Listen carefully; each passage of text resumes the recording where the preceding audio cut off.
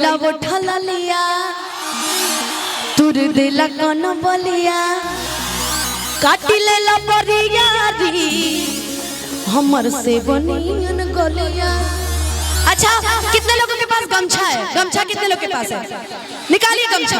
अरे छूट के क्या कि मार जाने दौड़ते हम बातें कम चोर राजा दौड़त से गिरे लगी लोर राजा तनी जाई न बहरिया मार जाने दौड़ते हम बातें कम चोर हमर दौड़त से गिरे लगी लोर राजा तनी जाई न बहरिया टूटा ता बदन पर बोल राजा तनी जाई न बह छोड़ा दी होई गइल भोर राजा तनी जाई न बहरिया छोड़ा दी होई गइल भोर राजा तनी जाई न बहरिया छोड़ा दी होई गइल भोर राजा तनी जाई न बहरिया छोड़ा दी होई गइल भोर राजा तनी जाई न बहरिया। आप सभी को बहुत बहुत थैंक यू। और इसके बाद जब आऊंगी इसके बाद तो जो सैड सॉन्ग है वो भी गाऊंगी और एक गाना और भी गाऊंगी कि राजा तू ता जवान हम लइका। Thank you so much.